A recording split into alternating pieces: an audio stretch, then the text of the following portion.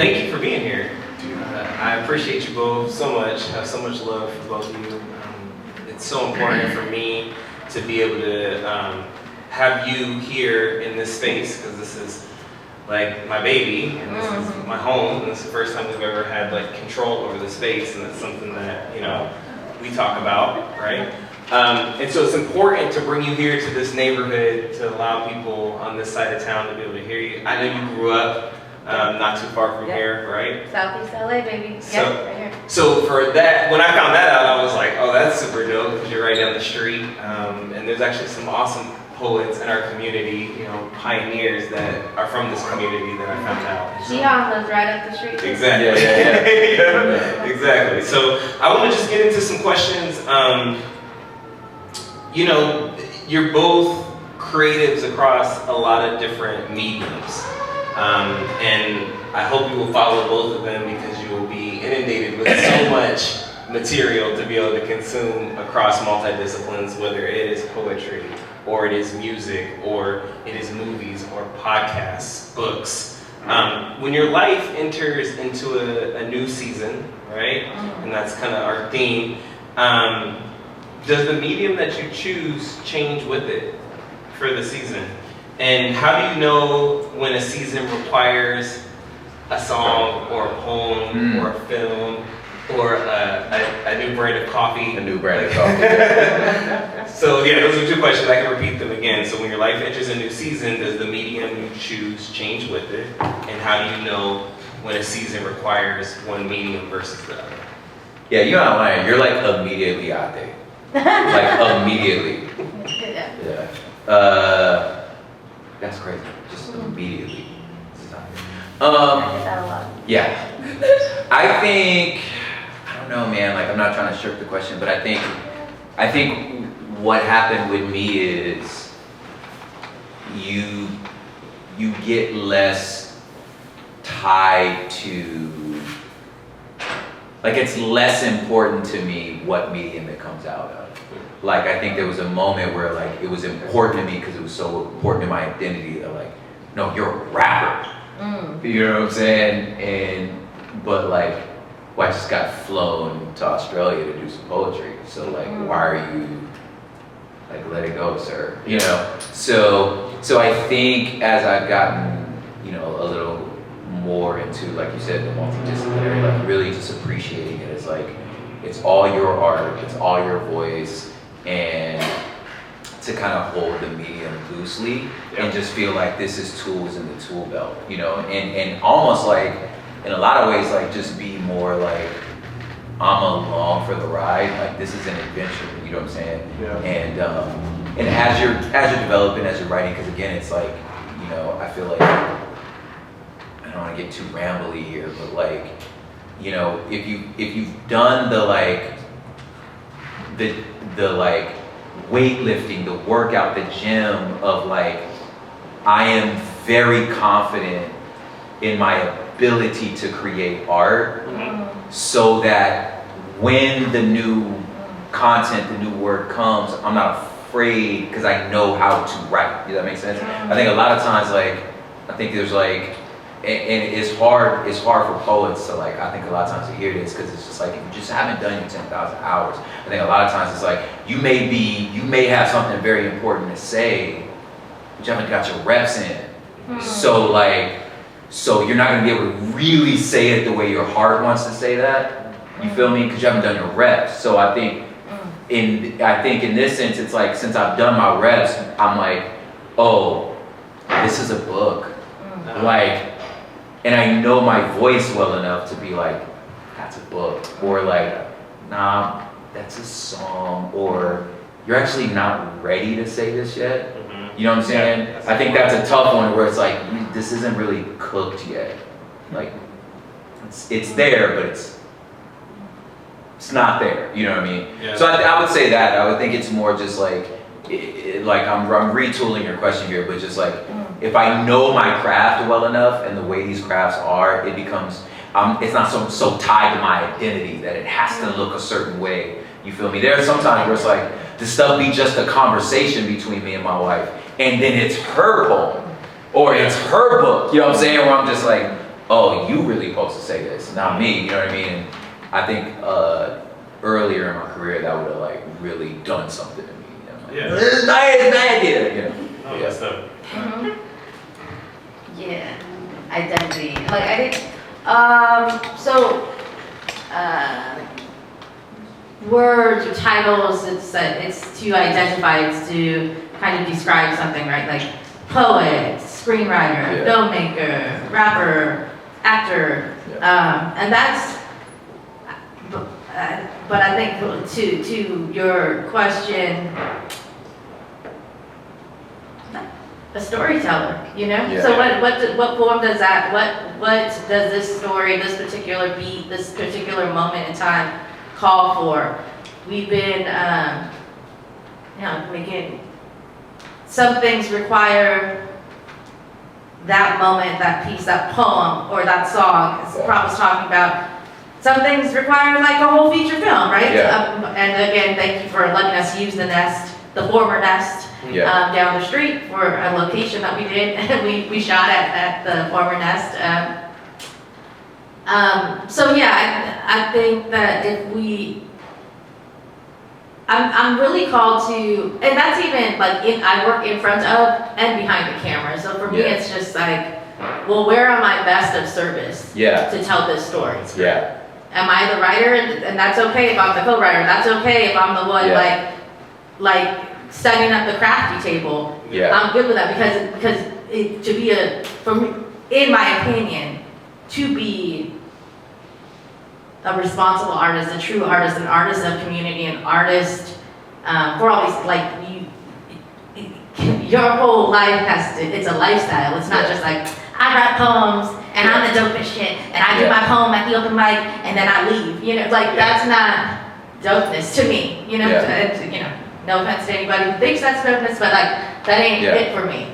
It's about being in community. It's about being able to be like you shine, I shine. It's about being able to see the novice poet, the veteran poet, and see flowers in both of those and find that common ground. It's amazing. And there's a humility in that, and there's a service in that, like a service-mindedness that you're starting with. I'm starting from a place of how can I serve this? But I think as a multidisciplinary, like it probably is hard for some people to say like, okay, I'm gonna act here, but now I'm not gonna act in this thing that I wrote because what I bring might not service the storytelling. But I think that's the answer though. Like, oh, I'm sorry, can I take this? Yeah. But I think that's the answer though. It's like when you love the art and the creation of the art, you know when it's like you're not the person for that. Yeah. You know what I'm saying? And that, because I love the art, you know what I mean? It's like, again, I think for me, it's like really, you were saying it, it's just like, I don't need to protect this because it would just be more about, I mean, like I said before, it would just be more about like my ego, like my identity, like it's more important. So if that's the case, then like, what you're saying is then this work of art's gonna suffer because I'm not the right person for this. You know what I'm saying? Like, it's sometimes, like you said, sometimes the best way to serve this project is for me to set up the crafty table. Make the burritos. That is the best way for me to serve this. Make some bomb ass burritos. You feel me? And I'm like, nah, you got the juice. You know what I'm saying? So like, but I think, at least for me, it's because I have not tied my identity to my craft, but also like I feel like I know I'm pretty good at it. You know what I'm saying? Like, no, I think so. I know what you're saying. Because it's like your identity. I'm not saying what you're saying, but then okay. So I'm saying I have not tied my self-worth to. That's what I mean. To all of these things, like all of these things are made and created because I am a creator. That's what I'm saying. Like period. And so I don't know if you're gonna like it or not, but what's the most important is that I like it and that I understand it and that I was working through something. And I didn't write it for you to like it. I didn't write it for me to necessarily like it. I wrote it for me to figure out some things in my life. And I was honest with myself on figuring that out, I'm sorting that out. There's a thing, like,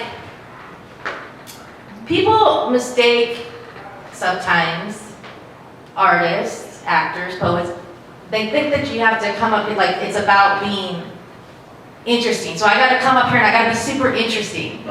But it's really not about trying to be interesting, it's about being interested. It's about being interested in the work that you're doing. When you see somebody out there and they're interested in playing the djembe on the corner, you're like, oh shit, what's that guy doing? But you see someone doing song and dance all day long, like, what are you, like, that's just, what are you trying to do too much? I'm not into that. But when you find someone who's like actually interested in what they're doing, you're like, what are they doing over there? What are they looking at? What's happening? Bars. That's And it simultaneously is infectious, right? Like you're interested makes other people interested. Because like the thing is it's beautiful, and I am fascinated by the beauty of that thing. You know what I'm saying? So like I'm experiencing it the same way you are. Like that's beautiful. So like I think you said it best to be like, I'm trying to remember exactly what you just said, to where you're like, oh, my self-worth. Yeah, it's like, it's not about my self-worth. I'm like, no, the thing is gorgeous. Let's all look at the thing. Let's make the thing, let's all together make the thing beautiful. You know, or observe, behold the beauty of it, you know. So speaking of that thing, right, you know, you guys have both been doing your craft for a very long time, right? Spanning decades, right? And multi-disciplines. And, you know, when you look at seasons of your work, right? Try to memorize all these albums, etc., right? What's your relationship like to your old material? Like, do you love it? You know, I'm trying to do this old stuff if the situation fits it? Or do you kind of loathe it? Do you try to stay away from it? And this is a craft question, you know, for people that maybe aren't there yet, but we'll get there one day where they have 20-year-old poems and 20-year-old rap albums, and then, you know, how's that season? So what I shared tonight, right, I wrote my next boyfriend maybe in my 20s, at some point in my 20s, and then having those revelations and living life and all the things of life, and swapping it out and like realizing like, this ain't about my next boyfriend, this is about how I love, this is about where I'm at, right? So I wanted to, and I've actually never done that in a feature, like did both of them back to back like that. It was powerful. Thank you. So, no, I don't loathe it. I mean, I don't loathe it because it's all part of me, and it's about, you know, and if I bring it into a space, if I bring it in, I just did a thing at my spot at Palms Up Academy. I did like a 45-minute show for the folks there at my open mic over there. And I had like these pieces from my old show, Heartstorm, and I had it I kind of went through this timeline a little bit through the pieces. And I'm not afraid of it. And I can stand in it, and I can stand in what that rot or that trauma or that pain or that joy, that moment. But that's also part of the 10,000 hours. That's part of flexing. That's part of studying. That's part of understanding how to utilize your emotions and how to run your emotions, and your emotions don't run you, right? That's part of the delivery of the piece. That's part of the communication. So when we talk about like when we're servicing the story, you gotta give up like who you are. It's not about you. It's not about you. So it's what's best for the story. So even when I'm doing my own work, if I put my ego into it and I'm super triggered and I can't go on for a week because I brought up all this old stuff, like no, because that's making it about me. I'm coming here to share this piece, so I need to go into my craft and be present in these old pieces, and be present and let it affect me how it's going to affect me, and that's all part of like, delivery work, acting work, poetry work, but also like life work. Like how are you exercising your own resentments, your own forgiveness? What's going on there? Because you're gonna hold that same stuff against yourself too, right? So, just like the ebbs and flows. You spitting. You spitting. I think that there's an element that like, when you start talking about like 20 years of work, and you know, you obviously have the same, it's like there are, and then when you start recording them, now there's fans. You know, and I don't mean that in a pejorative way, but it's like, it's people that have engaged with your work. So at this point, like that old poem and that's yours now. You know what I mean? So I think sometimes it's like, I'm doing this as a service for you. Like you said, like it's not really about me anymore. It's like, this is about, because I don't know if you've ever been to concerts, you know, or whatever shows with your favorite artists.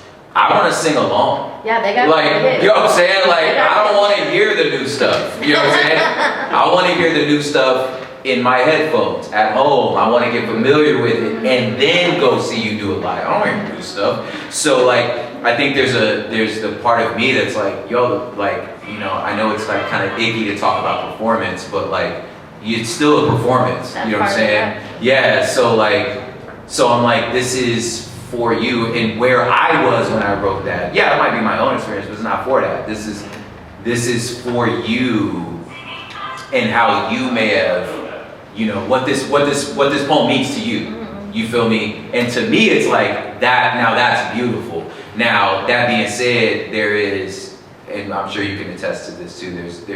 There's the business side of this, where there's like, there are poems I can't perform anymore because stupid me signed to work for hire, like just not knowing, you know what I'm saying? Or just, you know, so it's like, so there's things like that, or there's like, you know, copyright stuff, or it's like, we actually wrote that for somebody else, blah, blah, blah, right? But at the end of the day, I think it's like, well, this is for the room, and you do what's right for the room, not for your own experience, you know what I'm saying? Which is kind of thematic of what you've been saying in general, you know?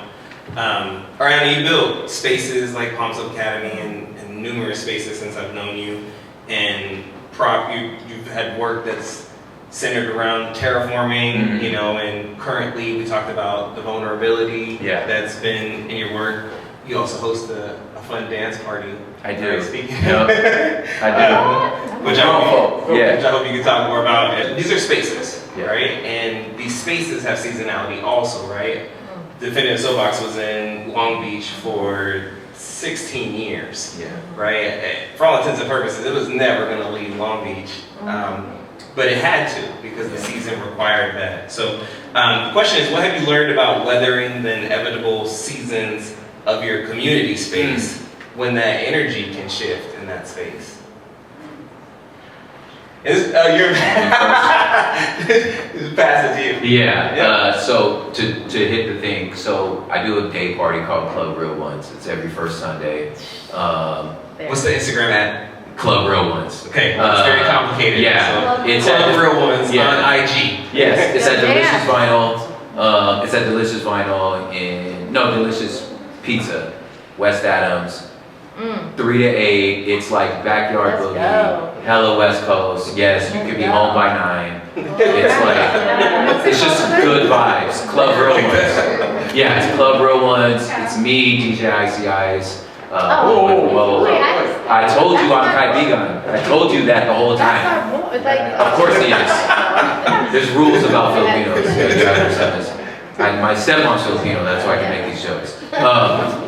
But that's that. But I do think there's a reality of you're creating spaces, and then I would add to that being like a touring artist, where it's a weird feeling because it's like your value is, obviously your internal value is fixed, but like your value as an artist is, there's a number, it's quantified, it's your ticket sales. Like, so it's like, you can't tell me you're this good. I'm like, well, not in this city. You know, because you are 100 tickets good. You are 200 tickets good. You're 10 tickets good. You know what I'm saying? So like, these are realities as an artist that like, it could really mess with your brain, you know? And then like you said, like curating spaces, like you know, our Real One started in Long Beach, you know what I'm saying? And you know, you're getting, you know, 300 people on a Sunday, and then we have to move. And now we're down to 90 people on a Sunday. And can I back up? So this space, you see that sort of thing. Like our audience went down to a fourth of what it was in Long Beach when we moved here. And I knew that, and I did it anyway. You do it anyway. Yeah, you know what I'm saying? So it's just like, so I think, so I said all that to say like now that we're at like, you know, we're at Delicious Pizza now, and it's a much better vibe. The numbers are getting back up, you know. But it's like having that like kind of retraction, you know, it's the same with touring. You know, I was touring great, and then the pandemic hit, and then it's like the world changes, and you know, it's just hard. But like, I think to answer your question, I think there's like, you have to allow yourself to like kind of mourn and just be like, yo, it's just sad. You know what I'm saying? And like, it is sad. It sucks. You know what I'm saying? It's like, you know, if you went from a place where like this place would have been packed out, you know what I'm saying? And now it's not. It was just, you want to be like, oh, well, you know, it's part of the game. It's like, no, it's sad. It's sad. You know what I'm saying? You know, and it's like, no, but if 5 or 5,000, whoever's here is important. Yeah, but like, I wish it was more. You know, so like, it's just so tell your friends. Yeah, you know what I'm saying? So I just think like accepting that, like, you know, this is gonna seem like a jump, but like I have a friend who's, you know, he has 2 like nonverbal autistic sons, one of which has just turned 19, and him just being like, yeah, I'm never gonna be an empty nester. Like, and just kind of being like, oh, of course I love my boys, I love what I went through, I love what this is, but like, I'm gonna mourn that like, yeah, he's never gonna play a sport, you know, never gonna like, these things that are never gonna happen, you know, athlete, you know, prom, like all that's not gonna happen. You know what I mean? And I think he was like, oh, you know, like, but if you have to allow yourself to be like, yeah, I'm sad about that. You know what I'm saying? But also this is where we are, you know? And there's beauty in where we are, you know, and just kind of, I would say like to answer your question, it's just kind of holding both, you know what I mean? It's just like, yeah, it's kind of sad, but also this is the moment we're in. There's going to be another moment. Right. And in the reality of like, there's going to be another season change. I don't know what that season is now, like but it's coming, you know what I'm saying? It's gonna be another one soon, you know, and just being able to hold on. What's up, bro? What you said? I said winter is coming. Winter is coming. Autumn! Yo, right? It's autumn right now, but you know what I'm saying? That's a good Game of Thrones reference right there. You know what I'm saying? It's coming. Anyway, but yeah, like just knowing that it's coming. Pass the torch. Yeah. Yes, okay, so, all right, so like a quick seasons, right? So DPL, some of you are familiar with the Poetry Lounge, some of you aren't. You are, but some of them. Yeah. DPL is a poetry lounge that's been running for a long time and then launched that poetry jam on Broadway. Yeah. So that started in the 90s in my brother's living room.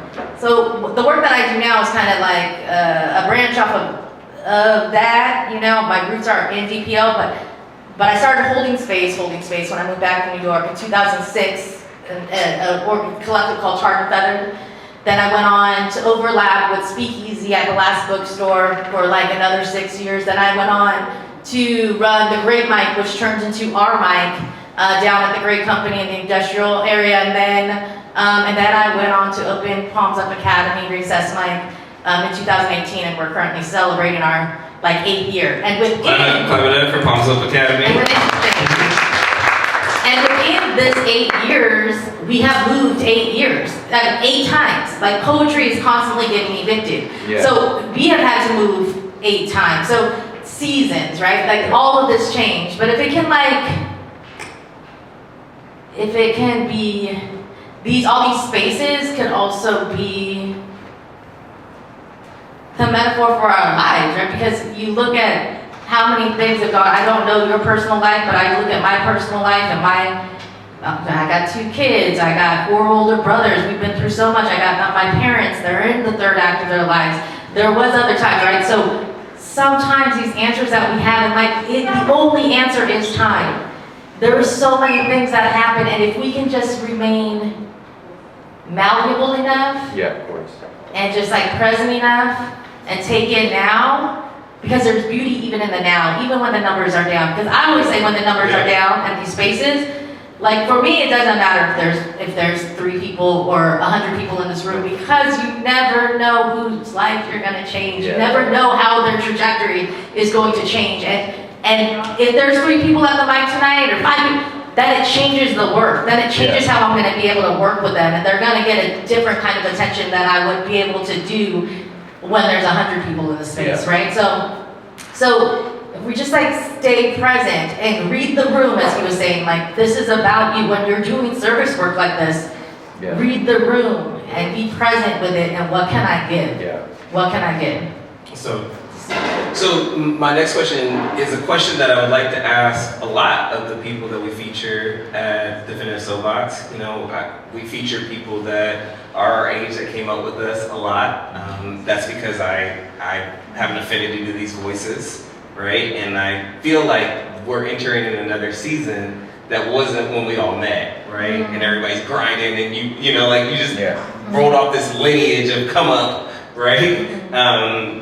But you know, TDSB, we're celebrating 17 years. It's our 17th year in existence, and you've both been running rooms and monitoring the next generation of artists for decades, mentoring people, etc. Right?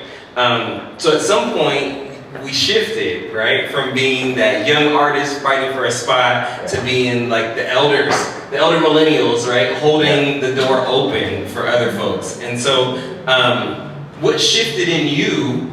Right? And can you talk about that a little bit, about that transition from being the scrappy artist coming up to like creating spaces for others and what that's been like?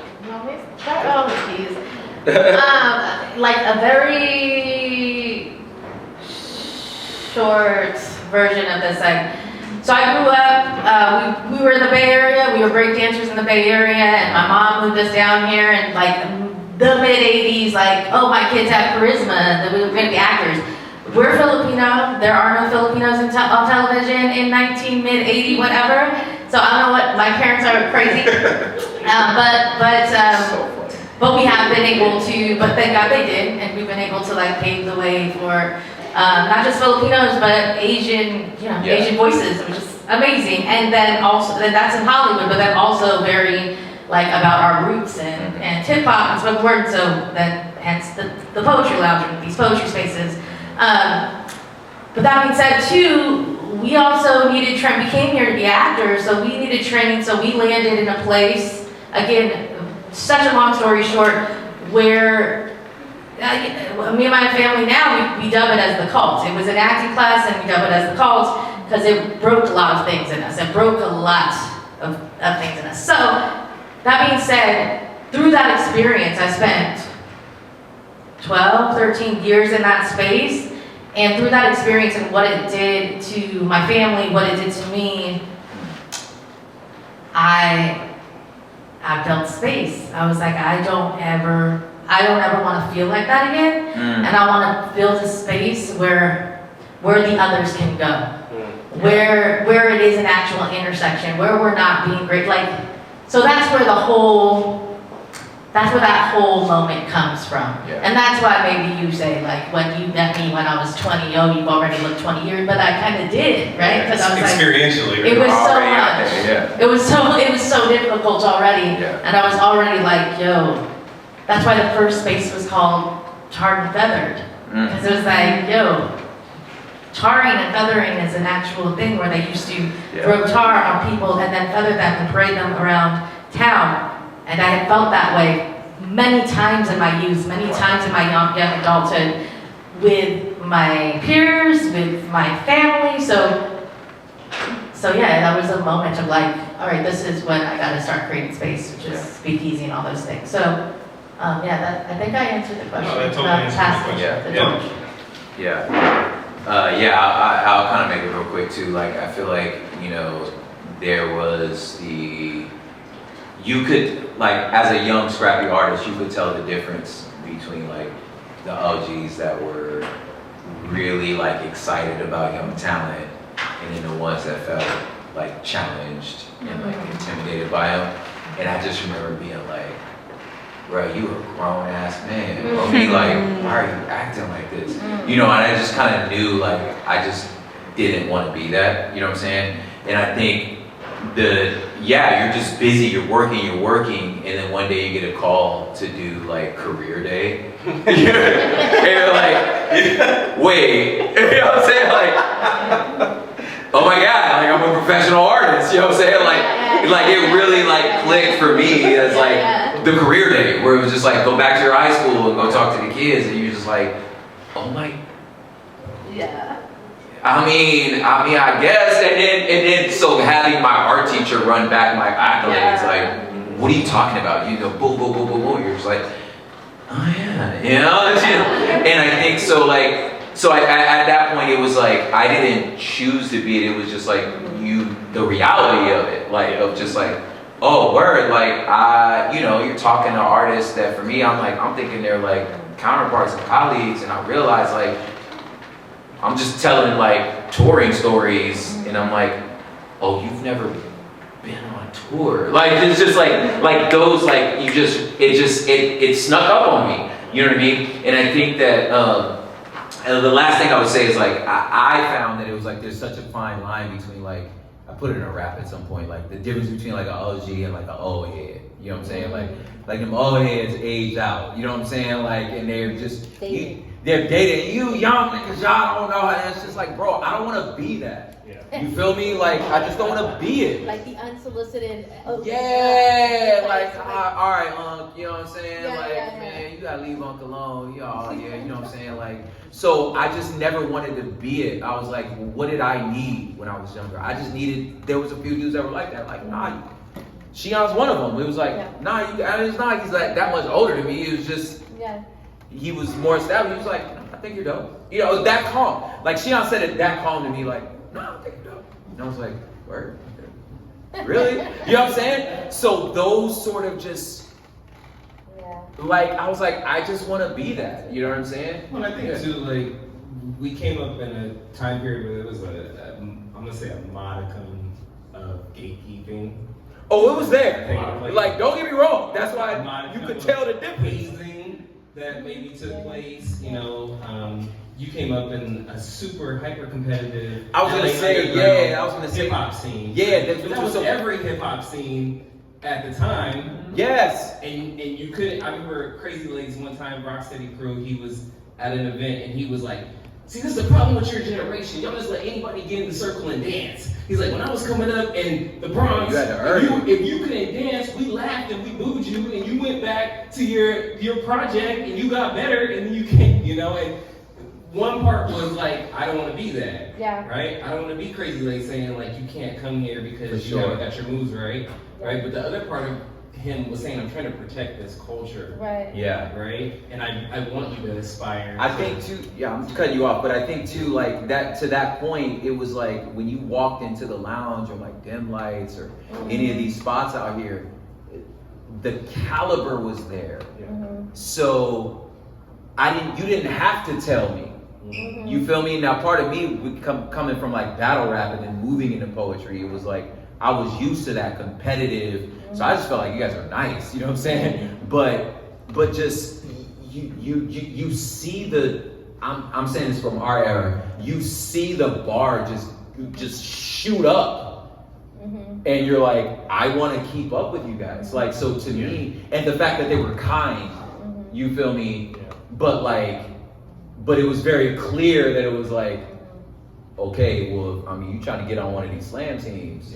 My buddy, we like you. Like, you're a sweet guy, you're talented, but if you're trying to get on these slam teams, buddy, like, come back next week. You know what I'm saying? The bar was there, I think, just for time's sake, because Christine's gonna make the conversation, we like to do a quick fire, rapid fire, quick fire questions. Quick fire. Okay?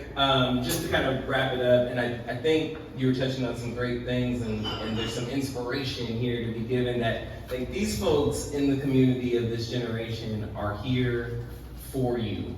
If you're an up and coming writer, artist, performer, creative, these are people that will pour into you. And I just think, I wish I would have heard that coming up a little bit more, that there are people that we're pouring into, and there were people that didn't, you know? But these two folks are people that you can reach out to, and if they can't resource you, they will find a way to resource you, and they've created spaces that are around that. So, clap it up for them, celebrate them, and we're gonna do a quick fire round of questions. Prop, what's one hood knowledge rule about surviving a difficult season of life that corporate America totally fails to understand? What's one hood knowledge thing? Hood knowledge, I would say this, is like, you should be able to spot who really is in charge, and then when it's time to leave. I feel like one of the greatest things I learned from being in the hood was like, yo, it's time to slide, fam. Like, you just kind of know it's about to go sideways. It's time to go. So I think that those are the two things that I've noticed where it's just like, oh, you're just loud. Not you, but I'm saying like, that dude's just loud. That person's actually in charge. I'm gonna be friends with this person. And then once you see the energy get weird, it's like, oh, it's probably time for me to go. Ariana, if you had to describe the current season of your life using just one song or a single color, what would it be? Current season. Current season song color bum bum bum bum bum bum. I'm going to do the song.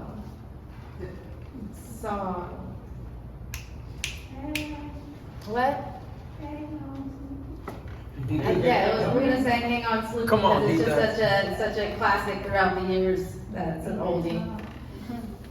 It's not really accurate, but it's a spitfire. It's a spitfire. Okay. All right, we're gonna hang on, Sloopy.